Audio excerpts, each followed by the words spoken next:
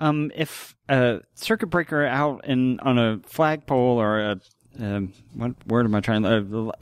I can't use words today. Just a electrical pole, a whatever. telephone Yeah, pole. if it's just humming, that just means it's working. Not Right. that it's telling you to go there or telling you to keep away. It's just doing its business. So he's making some big assumptions. Telephone pole. That's the word I was looking for. There are huge assumptions, and I don't. So when it gets to it, while I think it's cool that when he touches it, the sound quits. I don't understand why that's supposed to be compelling to him to continue going. Yeah. Unless they had made the sound so shrill that the bleeding that would have occurred. Or, at that point, he touches it and they both got relief. Now there's a reason for him to keep trying to hold it. And, he goes up and he brings her up. And once they get up there, maybe the sound quits. Or maybe he goes, he has fillings in his teeth and he feels a magnetic pull that way. And when he touches it, it stops pulling on him or it gets stronger saying we should go this way. That would give me more of a warning or directional signal. And to that than point, this.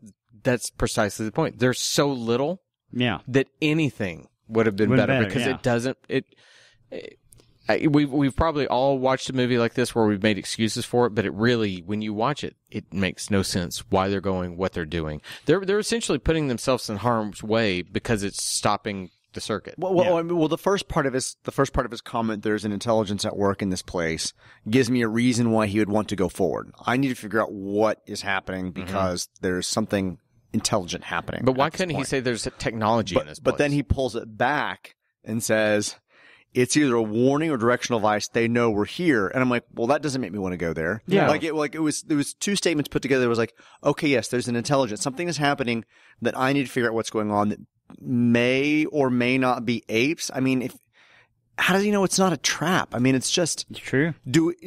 Maybe if we had gotten, again, to the comment of using water, if we had gotten a greater sense of the fact that he's thirsty and desperate for water, like we did earlier when he tried to drink some water from the stalagmite, stalactite, and it was undrinkable. If we were given a sense that he might actually really be thirsty, right? And there's an intelligence here. We need food. We need resources. We need something. We've been out here for a while. Why aren't if you really want to push someone forward, why aren't the apes chasing them? Why aren't the apes coming in?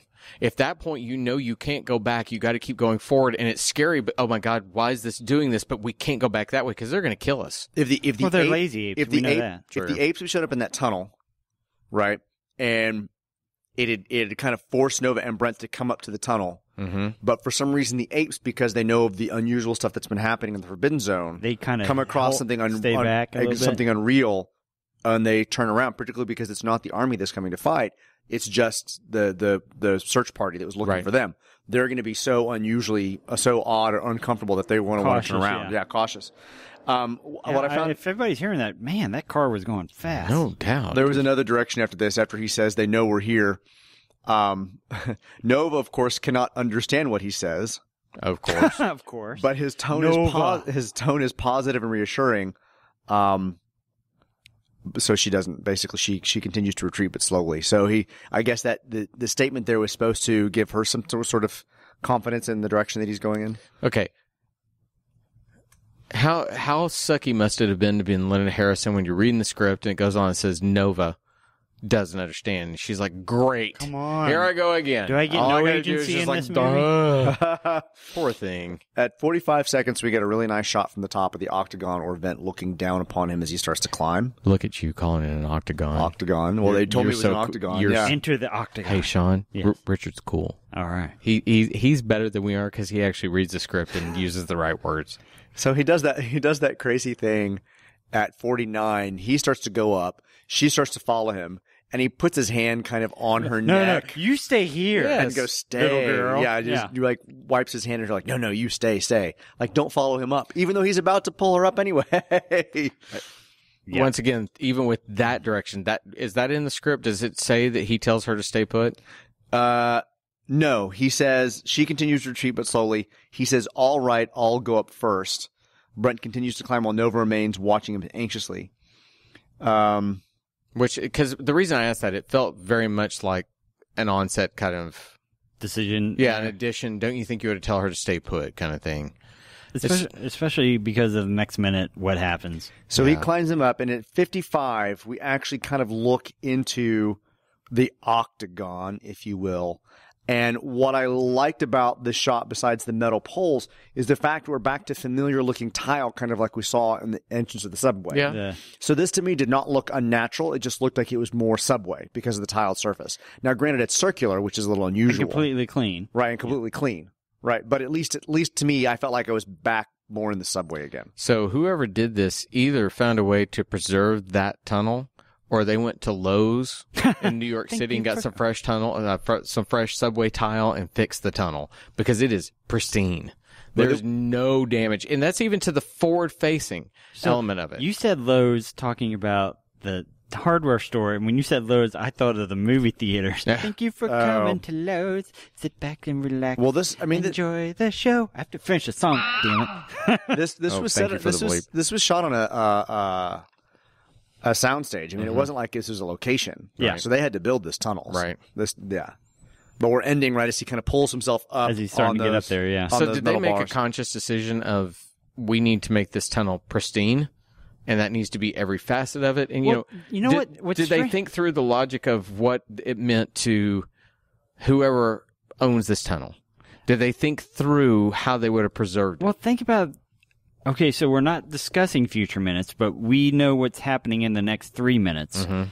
From what we're going to see in the next 3 minutes, to have this pristine tunnel is very strange. It is. It kind of doesn't make sense that where we're going to go after this is not pristine. Except I will say that in not tomorrow's minute, the minute after that, I have a question of, how did that survive? I do too. Yeah, obviously watched 5 minutes at a time. We talk about it 1 minute at a time, so we know what's happening in the next. I don't know past the 5 minutes that I've watched, but yeah, there's some weird. If you want to go continuity, talking about it that way, that just makes no sense. Right. Yeah. Yes. I'm almost going to bring the gavel down on this, because we've done everything we can to discuss a minute where it literally is just a guy climbing a ladder. There's not a lot there, and you know what? We are roughly around the 21-minute mark. We did pretty good. Actually, with inserting the minute itself, we're probably 22, 23 minutes in. We did pretty good. God, we can talk. I know. We got diarrhea of the mouth. All right, so that's minute 52 in the books.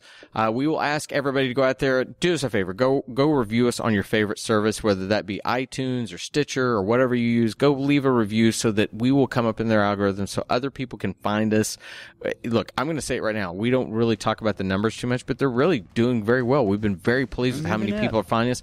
Share us out there so more people can find us. It just helps us to keep doing this for you guys, because we really love getting together and do it.